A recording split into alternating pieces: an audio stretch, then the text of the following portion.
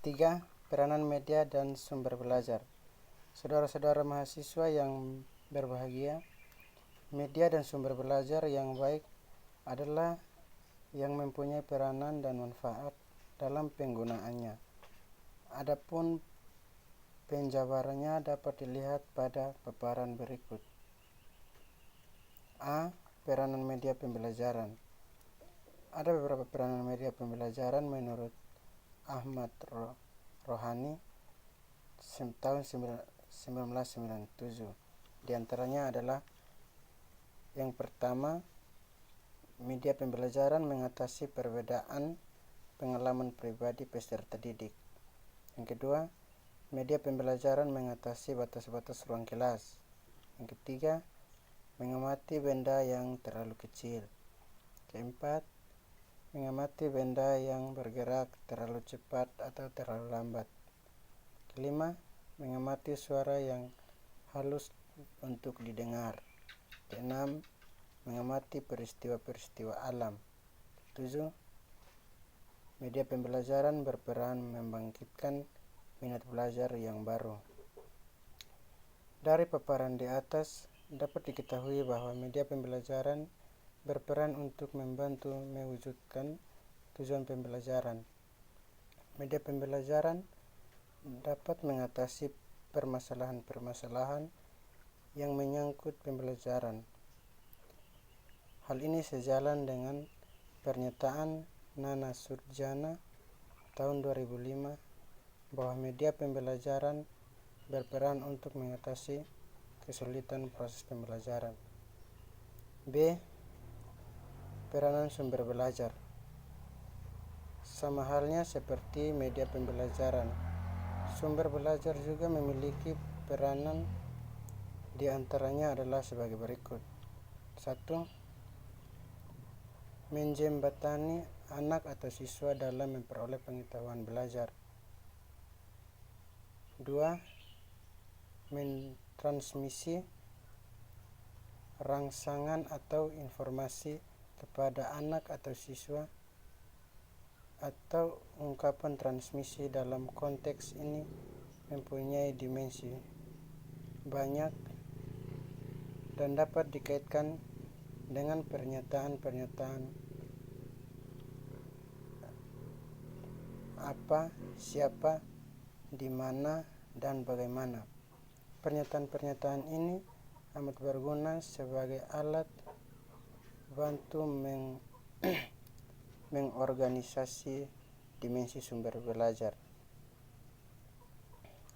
4. Manfaat media dan sumber belajar. Secara umum, manfaat media pembelajaran dan sumber belajar sebagai berikut. A. Manfaat media pembelajaran. Secara umum, manfaat media dalam pembelajaran adalah memperlancar interaksi guru dan siswa dengan maksud untuk membantu siswa belajar secara optimal. Namun demikian, secara khusus manfaat media pembelajaran seperti dikemukakan oleh Kemp dan Dayton tahun 1985, yaitu 1.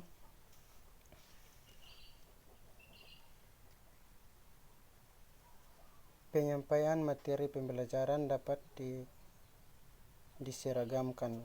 2. Guru mungkin mempunyai penafsiran yang beraneka ragam tentang sesuatu hal. Melalui media, penafsiran yang beraneka ini dapat direduksi sehingga materi tersampaikan secara seragam. 3. Proses pembelajaran menjadi lebih menarik. 4. Media dapat menyampaikan informasi yang dapat didengar dan dapat dilihat, sehingga dapat mendeskripsikan prinsip, konsep, peserta maupun prosedur yang bersifat abstrak dan tidak lengkap menjadi lebih jelas dan lengkap. 5. Proses pembelajaran menjadi lebih efektif. Ulangi. 5. Proses pembelajaran menjadi lebih interaktif. 6. Jika dipilih dan dirancang dengan benar, maka media dapat membantu guru dan siswa melakukan komunikasi dua arah secara aktif. Tanpa media, guru mungkin akan cenderung berbicara satu arah kepada siswa. 7. Jumlah waktu belajar dapat dikurangi. 8. Seringkali terjadi para guru banyak menghabiskan waktu untuk menjelaskan materi, padahal waktu yang dihabiskan tidak perlu sebanyak itu jika mereka memanfaatkan media dengan baik. 9. Kualitas belajar siswa dapat lebih ditingkatkan. Penggunaan media tidak hanya membuat proses pembelajaran lebih efisien, tapi juga membantu siswa menyerap materi ajaran secara lebih mendalam dan utuh. 11. Proses pembelajaran dapat terjadi di mana saja dan kapan saja. 12. Pembelajaran dapat dirancang sedemikian rupa sehingga siswa dapat belajar di mana saja dan kapan saja mereka mau, tanpa bergantung pada keberadaan guru. 13. Sikap positif siswa terhadap proses belajar dapat ditingkatkan. 14. Dengan media, proses pembelajaran menjadi lebih menarik. Hal ini dapat meningkatkan kecintaan dan apresiasi siswa pada ilmu pengetahuan dan proses pencarian ilmu. 15. Peran guru dapat berubah ke arah yang lebih positif dan produktif. 16. Dengan media, guru tidak perlu mengulang-ulang penjelasan, namun justru dapat mengurangi penjelasan verbal atau lisan, sehingga guru dapat memberikan perhatian lebih banyak kepada aspek pemberian motivasi, perhatian, bimbingan, dan sebagainya. B. Manfaat sumber belajar. 1. Meningkatkan produktivitas pembelajaran dengan jalan A.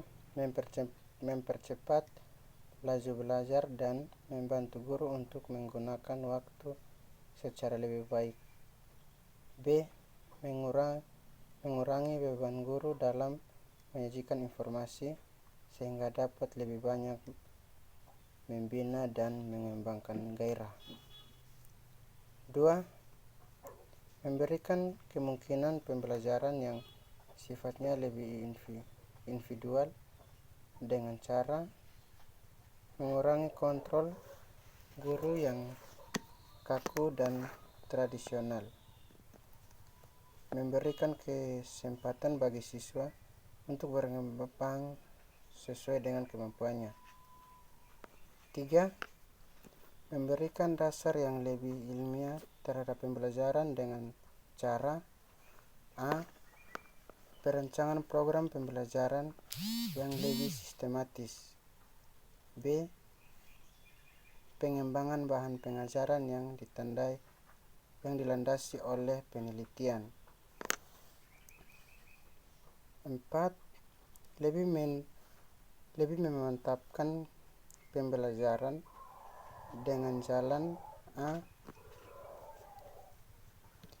Meningkatkan kemampuan sumber belajar. B. Penyalian informasi dan bahan secara lebih konkret.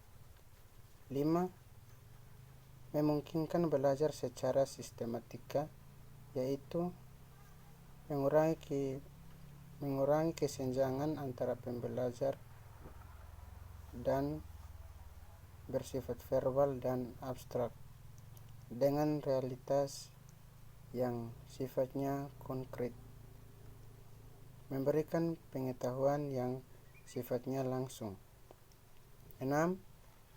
Memungkinkan penyajian pembelajaran yang lebih luas dengan menyajikan informasi yang mampu menembus batas geografis.